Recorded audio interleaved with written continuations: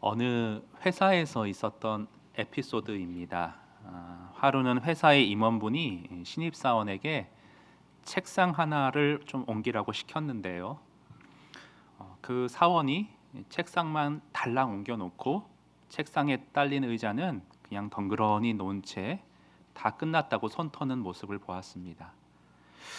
아니 자네는 의자도 같이 옮겨야지 책상만 저렇게 옮겨놓으면 어떡하냐고 이렇게 지적을 하니까 대뜸 아니 의자 옮기라는 말은 안 하셨잖아요. 매우 불쾌하다는 반응에 그 감정을 여과 없이 드러내는 모습을 보였습니다.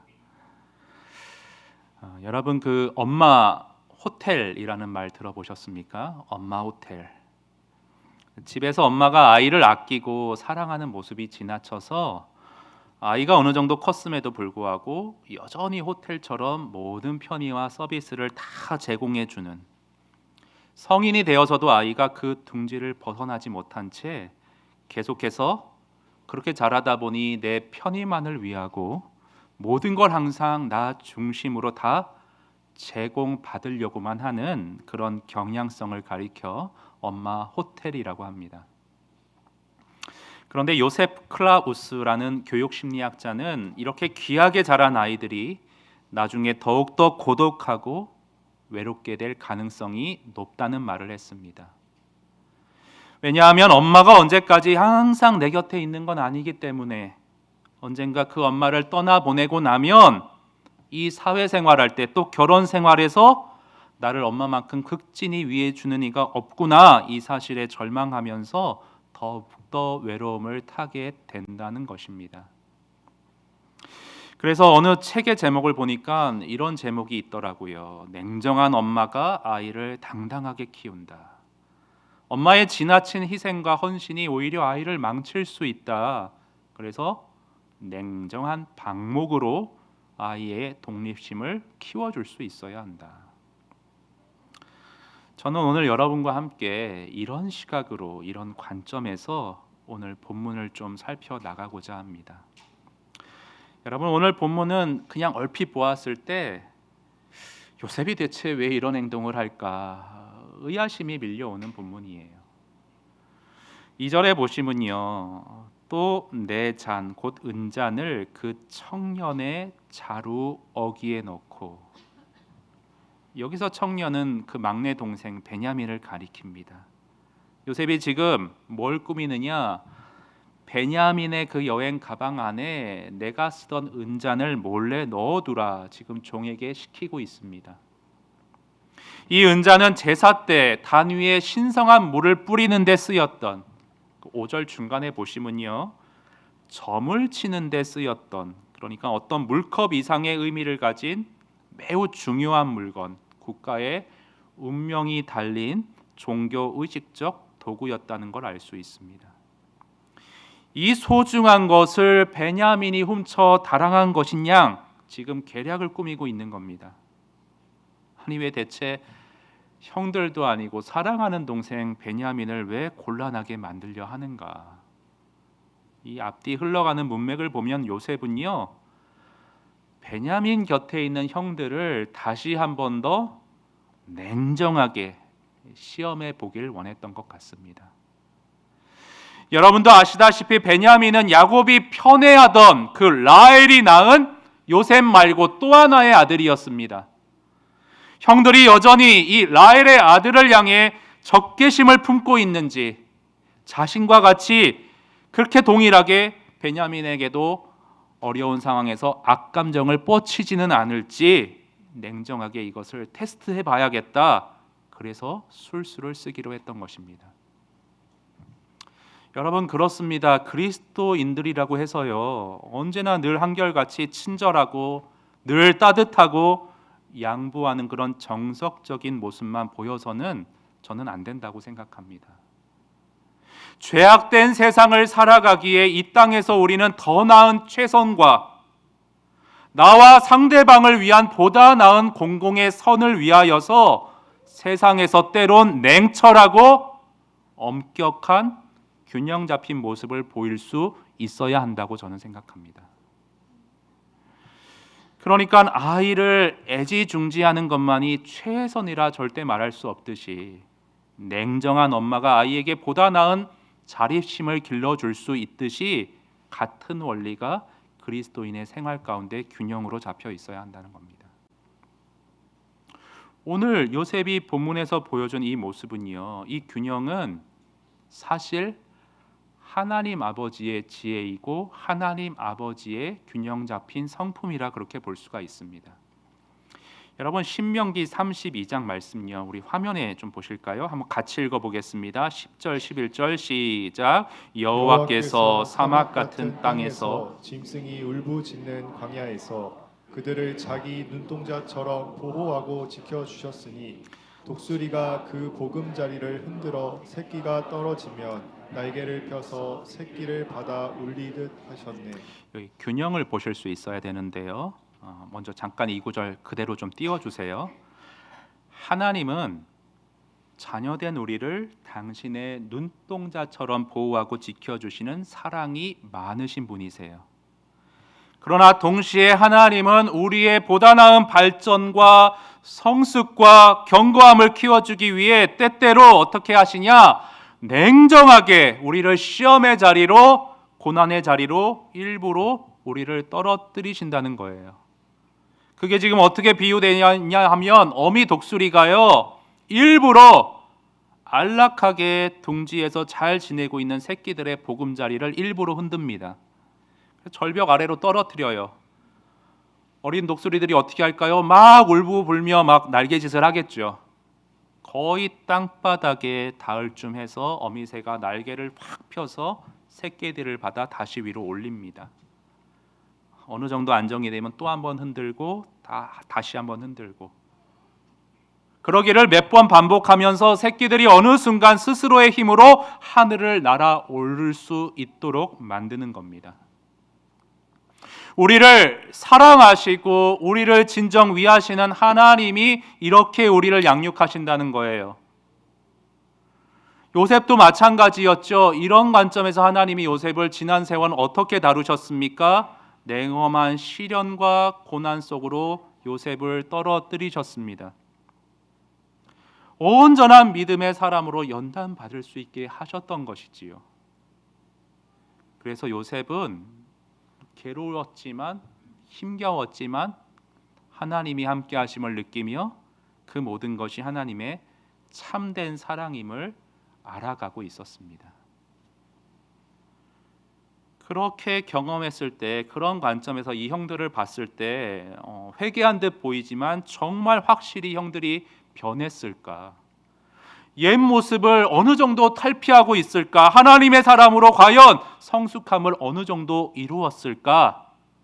형들에게 좀 더 세밀한 시험과 연단이 필요하다 판단이 되었던 것입니다.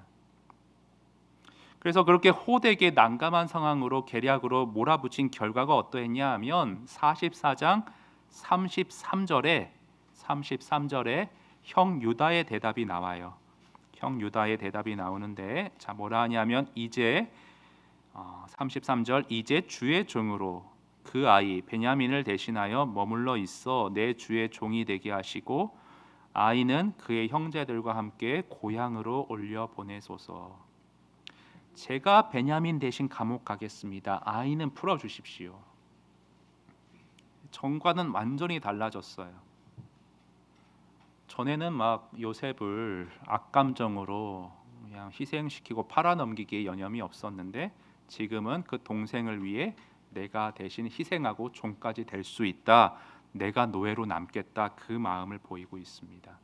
34절도 볼까요? 34절 같이 읽습니다. 시작. 그 아이가 나와 함께 가지 아니하면 내가 어찌 내 아버지에게로 돌아갈 수 있으리까? 두렵건대 제 해가 내 아버지에게 미침을 보리이다. 옛날에는 아버지 야곱이 뭐 슬퍼하든 우울증에 걸리든 아무 상관없이 그저 적개심의 동생 팔아넘기기에만 짐승에게 찢겨 죽었습니다. 아무렇지 않게 거짓말하던 사람들이었는데, 지금은 아버지 곁에 베냐민이 없으면 아버지는 너무 괴로우실 거라고, 재난이실 거라고 아버지를 걱정하는 모습을 보여요. 우리를 편애하던 그 아버지를 걱정해 주는 거예요. 그리고 더 놀라운 게 있어요. 하나님을 의식하기 시작해요. 이 상황 뒤에 하나님이 모든 걸 주관하신다는 믿음의 관점을 보입니다. 44장 좀 앞으로 가서 16절입니다. 제가 읽겠습니다. 16절 유다가 말하되 우리가 내 주께 무슨 말을 하오리이까 무슨 설명을 하오리이까 우리가 어떻게 우리의 정직함을 나타내리이까.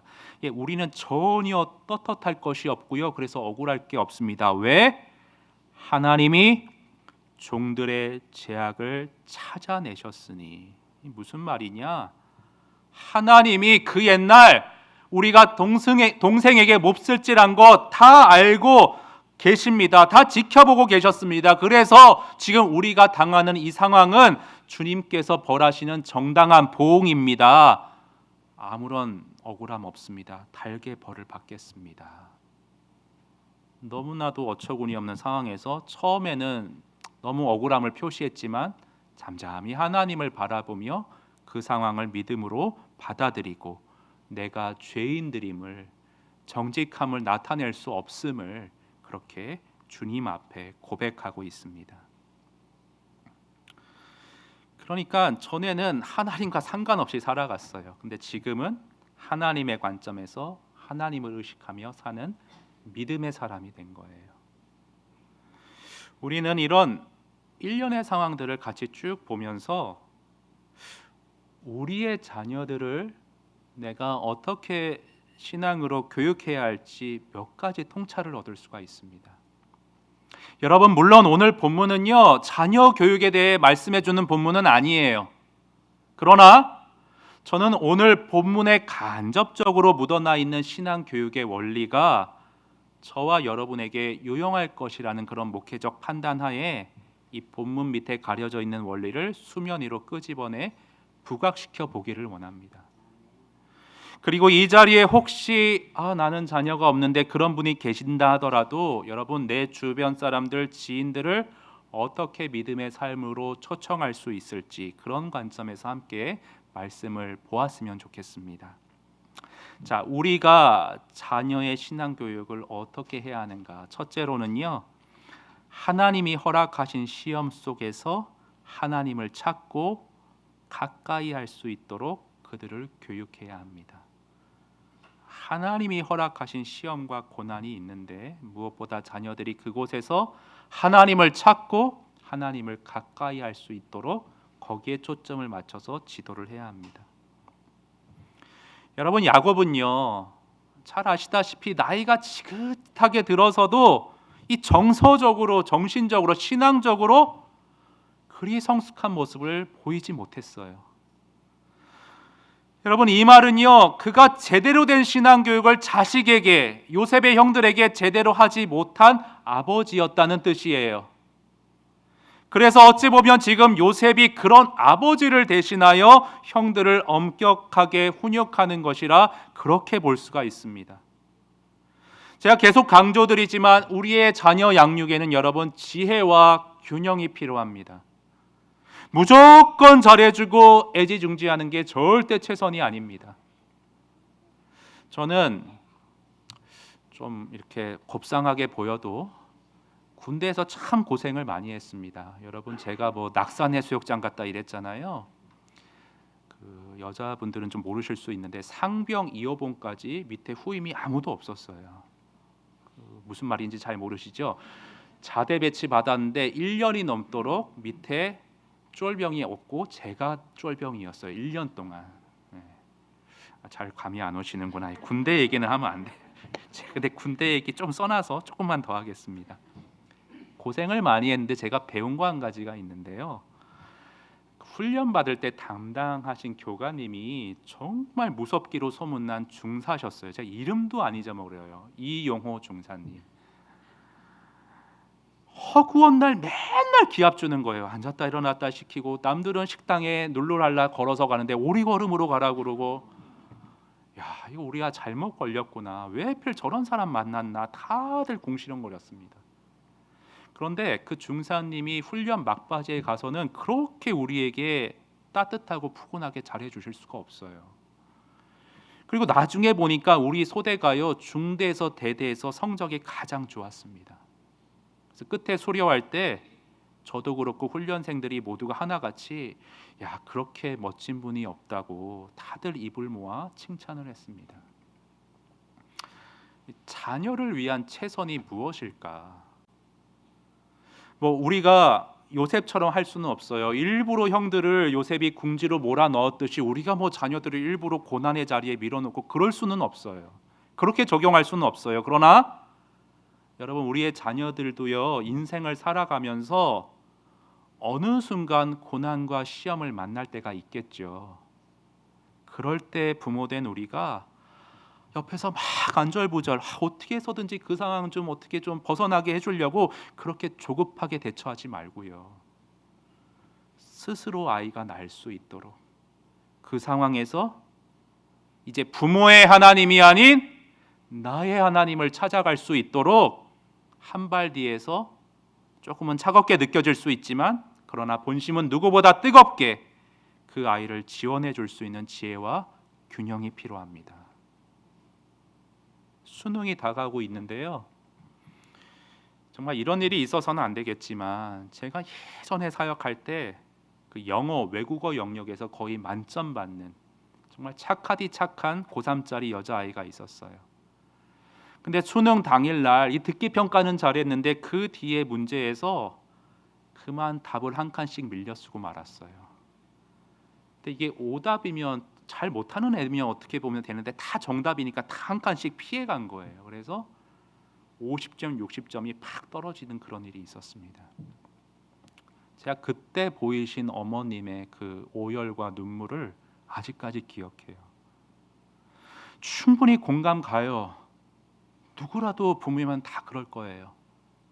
하지만 조금 더 냉정하게 그 상황에서 아이가 하나님을 찾고 평생 동행할 하나님을 더 가까이 하여 만날 수 있도록 우리는 기도하고 교육해 줄 수 있어야 합니다. 50대 집안에 가장이 계셨어요. 실직을 하셨어요. 그 나이에 어디에 들어가기가 참 어렵죠. 근데 그때 그분이 참 기감되는 모습을 저에게 보여주셨는데 제가 그 집에 신방 갔거든요. 아내 집사님 계시고 아이들이 이렇게 삥 둘러 앉아서 집사님이 당시 그때 현재 자신의 상황을 이렇게 아이들에게 나눠주시는 거예요. 심경을. 그리고 애들한테 나를 위해 니들이 좀 기도해 달라고, 우리 가정을 위해 우리가 함께 손잡고 기도하자고. 그렇게 어려운 상황 가운데 가족이 함께 하나님을 찾고 하나님을 가까이 하도록 가장으로서 이끄는 모습을 보이셨습니다. 우리는 이렇게 우리의 아이들이 시련 속에서 하나님을 찾고 하나님을 가까이 할 수 있도록, 그래서 그렇게 해서 아이들을 어느 지점까지 어느 목적까지 도달시켜야 하냐 하면 그게 두 번째 대지인데 한번 같이 읽어보겠습니다. 시작. 하나님의 시선을 가지고 삶을 살아갈 수 교육해야 한다. 아이들이 하나님의 시선을 가지고 삶을 살아갈 수 있도록 우리는 교육해야 합니다. 그 찰스 스윈덜 목사님은요, 왜 창세기에 유독 그 어떤 인물보다 요셉에 대한 이야기 분량이 왜 이렇게 유독 많은가? 요셉의 삶을 상세하게 기록하신 이유는 다음 세대, 미래 세대에게 하나님이 꼭 각인시켜 주고 싶은 중요한 메시지가 있었다는 거예요. 그게 뭐냐 하면 화면에 보시면 요셉과 같이 하나님의 시각으로 하나님의 시선을 가지고 삶을 살아가라는 메시지였어요. 아무도 의지할 수 없는 고난과 시험 속에서 하나님을 찾고 하나님을 붙들며 살아온 요셉이 도달한 신앙의 지점은 어디였는가? 그건 바로 하나님의 시선으로 삶을 살아가는 믿음이었습니다. 여러분 45장 5절을 보십시오. 당신들이 나를 이곳에 팔았다고 해서 45장으로 넘어가 볼게요. 오늘 좀 여러 곳을 범위해서 볼 텐데 45장 5절에 보시면 당신들이 나를 이곳에 팔았다고 해서 근심하지 마소서, 한탄하지 마소서. 자, 그 다음에 누가? 하나님이 생명을 구원하시려고 나를 당신들보다 먼저 보내셨나이다. 하나님이. 그 밑에 7절도 보세요. 하나님의 시선으로 지금 모든 걸 다 해석하는 거예요. 하나님이 큰 구원으로 당신들의 생명을 보존하고 당신들의 후손을 세상에 두시려고 나를 당신들보다 먼저 보내셨나니. 또 8절은요. 그런즉 나를 이리로 보내신 이는 당신들이 아니라 누구시라? 하나님이시라. 그리고 또 역시 하나님이 나를 바로에게 아버지로 삼으시고 그 온 집의 주로 삼으시며 애굽 온 땅의 통치자로 삼으셨나이다. 여러분 마지막으로 하나만 더 볼 텐데 유명한 말씀이 있어요. 우리 50장으로 넘어가 볼까요? 창세기 50장 20절 말씀, 아주 유명한 말씀입니다.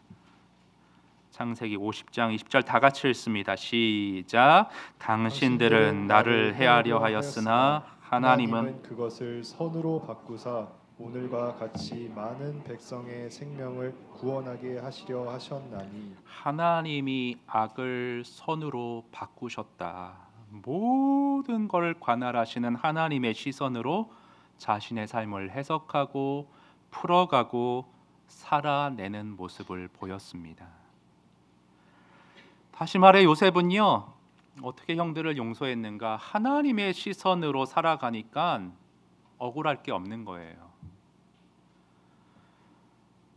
저와 여러분도 그렇고 우리 자녀들도 그렇고 인생을 살아가면서 왜 억울하고 화나는 일 정말 안 겪었으면 좋겠지만 우리도 그랬고 자녀들도 그걸 피해갈 수만은 없을 겁니다. 불완전한 세상이니까요. 정도의 차이가 있어서 그렇지 누구나 그런 일을 아프게 겪게끔 되어 있습니다. 그러나 그 인생의 짐과 억울함과 화를 어디서 해결받을 수 있느냐? 뭐 술로, 여행으로, 쾌락으로 아니요. 오직 하나님의 시선으로 십자가의 관점으로만 그게 근원적으로 해결될 수가 있습니다. 십자가 앞에 나아가 내가 얼마나 큰 죄인인지를 제대로 우리가 자각할 때 그 십자가 보혈로 내가 얼마나 큰 은혜와 용서와 사랑을 입은 자인지 새롭게 체험해 갈 때 나를 얽매고 있던 인생의 모든 분노와 억울함의 쇠사슬이 끊어내지게 되는 겁니다. 인간이라는 게 본질상 다 죄인들이기 때문에 피해자도 가해자도 어떻게 보면 큰 의미가 없구나. 너도 나도 긍휼이 필요한 가련한 존재이지 않는가. 십자가 앞에서 철저하게 드러나는 내 죄를 보면서 그로 인해 못자국 난 예수님의 구멍난 손을 보면서 죄 없는 자가 돌로 치라는 그 주의 말씀을 우리는 받게 되어지는 것입니다.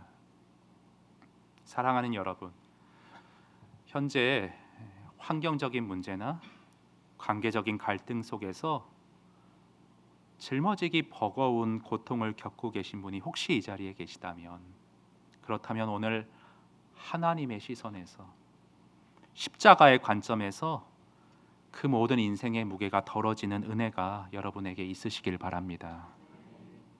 자녀를 위한 신앙교육 우리가 어떻게 해야 하는가?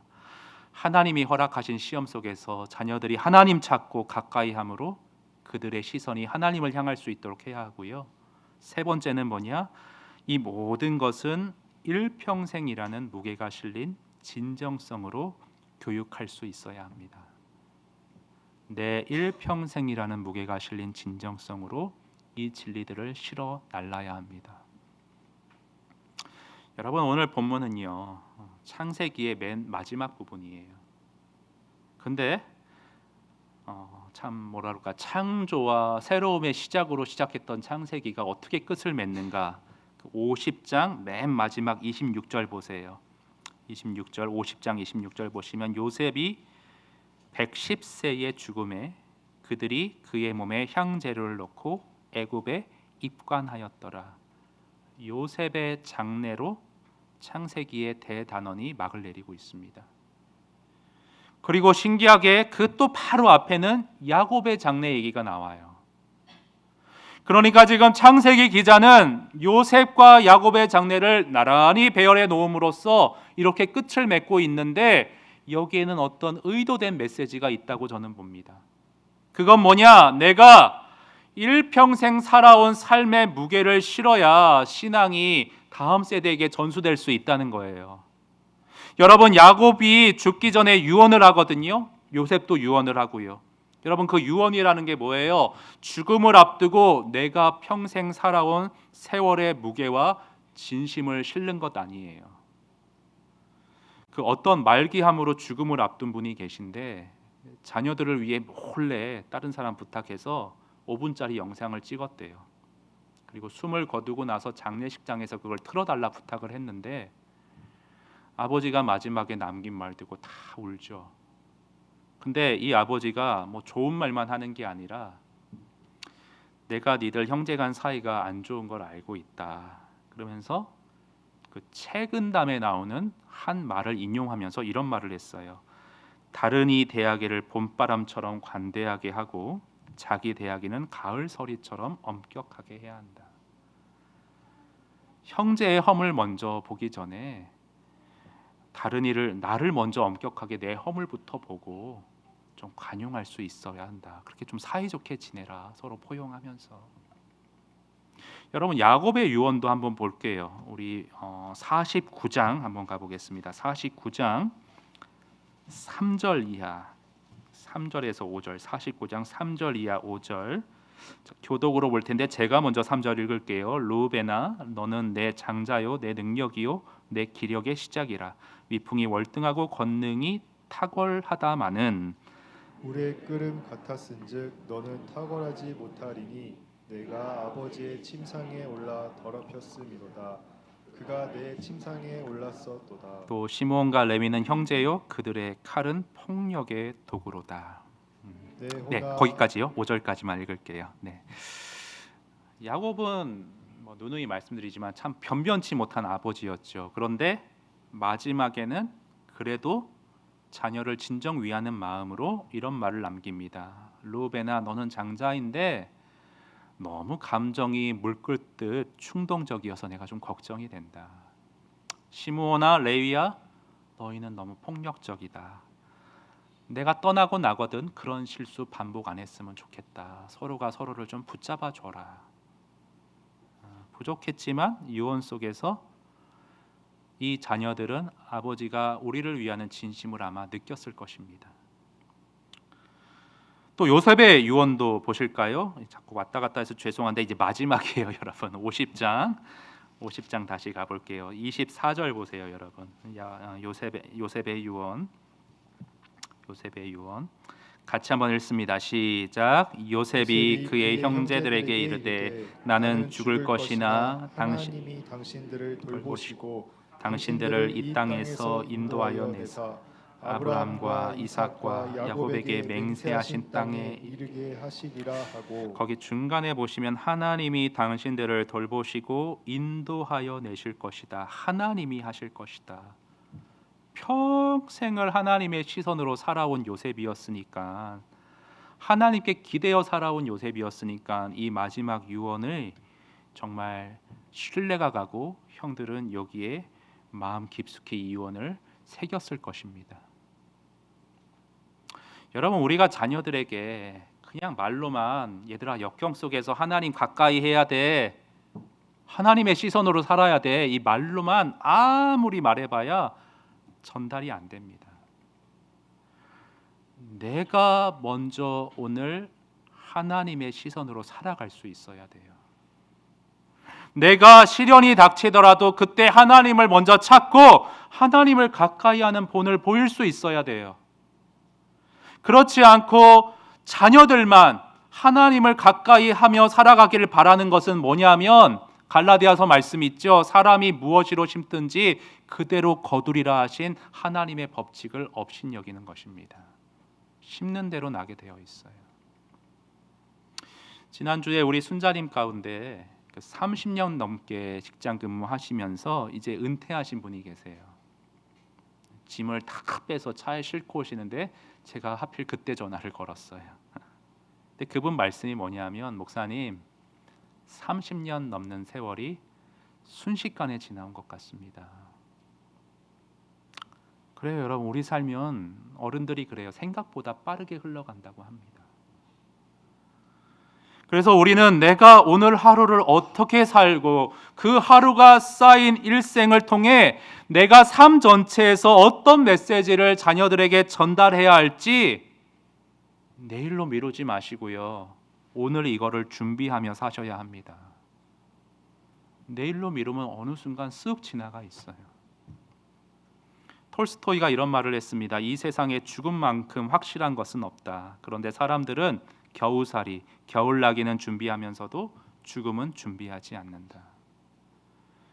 제가 지난 금요일에 여기 점심 먹고 잠깐 여기 미추홀 공원 가서 30분 산책을 했습니다.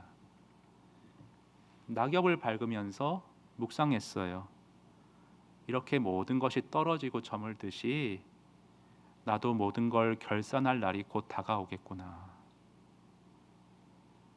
우리 준서와 지우는 지금 나를 보며 뭐를 느낄까? 내가 얘들한테 하나님의 시선으로 살아가는 삶의 실체를 오늘 보이고 있는가?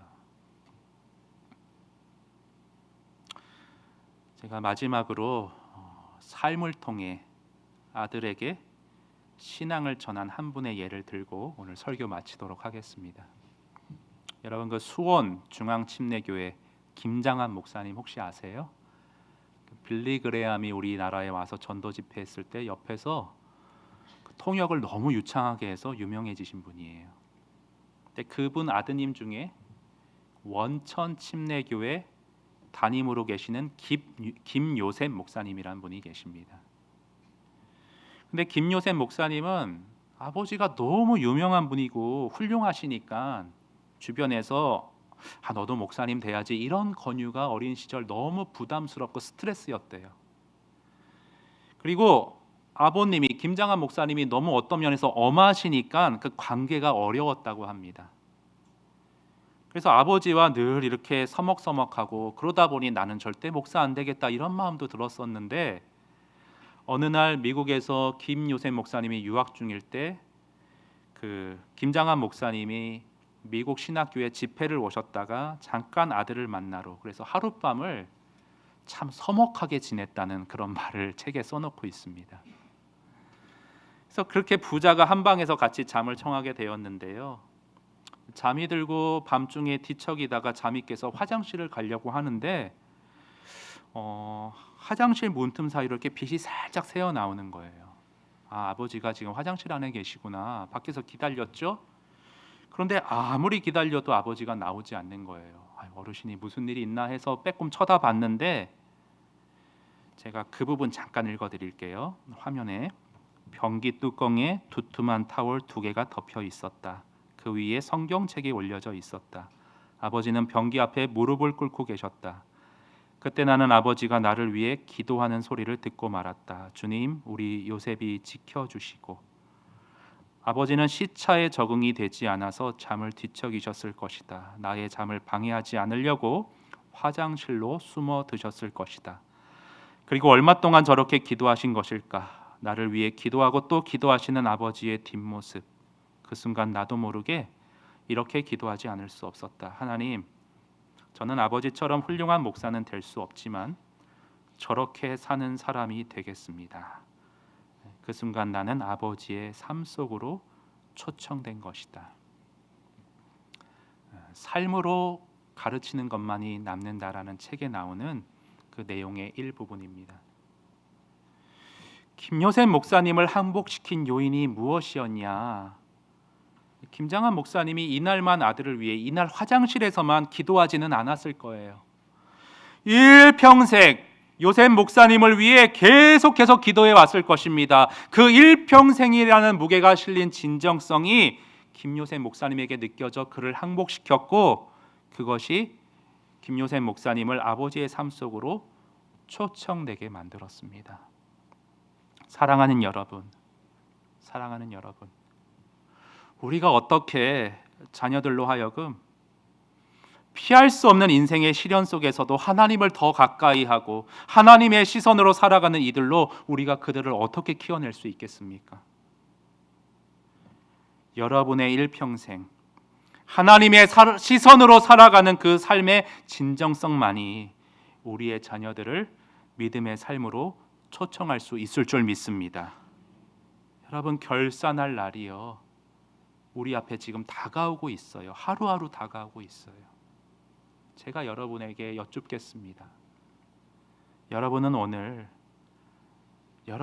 하나님의 시선으로 살아가고 계십니까? 여러분은 장차 자녀들에게, 내 주변 사람들에게 여러분의 일생을 통해 여러분은 무엇을 남기시겠습니까? 우리 함께 기도하겠습니다. 여러분, 이 시간 기도하실 때 오늘 좀 들은 말씀 마음에 담으면서, 주님, 우선 나부터, 우선 나의 삶부터 하나님의 시각, 하나님의 시선으로 살아가는 믿음이 있어야 아이들에게 이 신앙이 전수된다는 것 말씀을 통해 확인했습니다.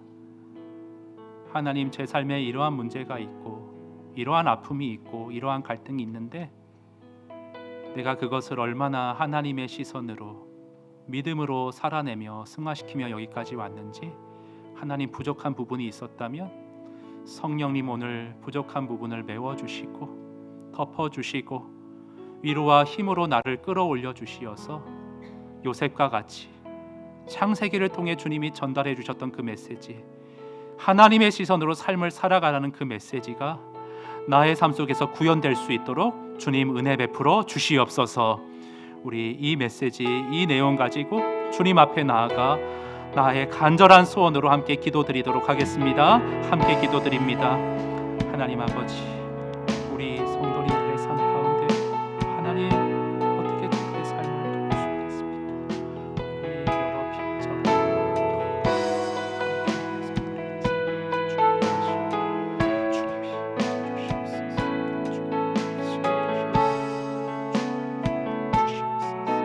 하나님 아버지, 오늘의 말씀을 가지고 우리 성도님들을 심각하여 주시고, 하나님, 저들의 삶에 하나님의 시선으로 해석하지 못하고 하나님의 시선으로 풀어내지 못하고 하나님의 시선으로 살아내지 못한 삶의 정황들이 있었다면 하나님, 오늘 이 자리에 말씀으로 하나님 경고해 주시고 말씀으로 하나님 불러주시옵소서.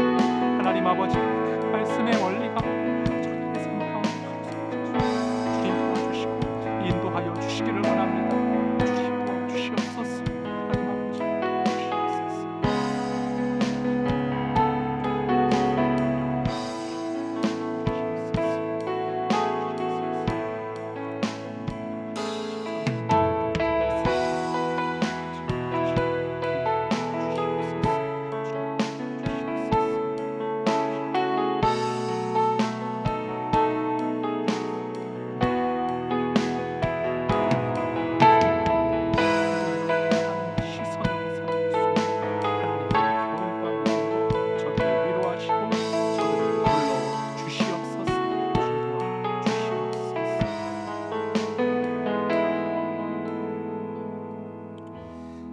한 가지만 더 기도하겠는데요, 이 시간은 우리 자녀들을 위하여서 또 내 주변 지인들, 사람들을 위하여서 혹시 그들 가운데 정말 공고한 어려움과 고난 가운데 처해 있는 이들이 있다면 우리가 물론 그들의 상황이 개선되기를 위해서도 물론 그들을 위해 그렇게 환경을 위해 기도해야 합니다. 하지만 오늘 이 시간은 여러분 들은 말씀 생각하시면서 우리 아이들 또 내 주변 사람들 환경의 개선도 중요하지만 주님, 그들이 하나님의 시선으로 그 상황을 해석할 수 있도록 하나님의 상황으로, 하나님의 시각으로 그 상황을 풀어낼 수 있도록 주님 믿음을 더하여 주시옵소서. 성령 하나님, 오늘 말씀을 찾아가 들고 가셔서 그들을 신방하여 주시어서 절망의 자리에서 일으켜 주시고 하나님 울고 있는 자리에서 등들 늙여 주시어서 요셉과 같이 악을 선으로 바꾸시는 하나님을 고백하며 살아가는 믿음의 사람들 될 수 있도록 우리 자녀들을 축복하시고 우리 주변 사람들을 도와주시옵소서. 우리 주변인들을 위해서 이름을 불러가며 함께 기도하도록 하겠습니다. 함께 기도합니다. 하나님 아버지, 우리 성도님들 가운데 너무나 핍절한 상황 가운데 계신 분들 계십니다. 하나님, 우리 이옥자 권사님, 하나님 너무나 몸이 아픈 가운데 있습니다. 하나님, 마음이 눌리기가 십상일 것 같습니다. 우리 김소미 자매님, 하나님 아버지 가정의 어려움의 문제 가운데 눈물 짓고 있습니다. 주여 성령님 찾아가 주십시오. 성령님 도닥여 주십시오. 성령님 그들을 위로하여 주십시오. 하나님 오늘의 말씀으로 하나님의 시선으로 하나님을 잡고 독수리 날개로 나를 업어올린 하나님을 믿으면서 그 상황 가운데서 절망하지 않도록, 그 상황 가운데서 나쁜 생각하지 않도록 하나님 감싸 안아주시고 하나님 그들을 보호하여 주시기를 원합니다. 하나님 말씀으로 영구적인 말씀으로 푸른 시드고 꽃은 말지만 하나님께서 말씀으로 그들을 일으켜주시고 하나님께서 생명을 불어넣어 주시고 하나님께서 성령으로 그들을 하나님 힘주시며 하나님께서 일으켜 주시옵소서. 주님 도와 주시옵소서. 주님 도와 주시옵소서.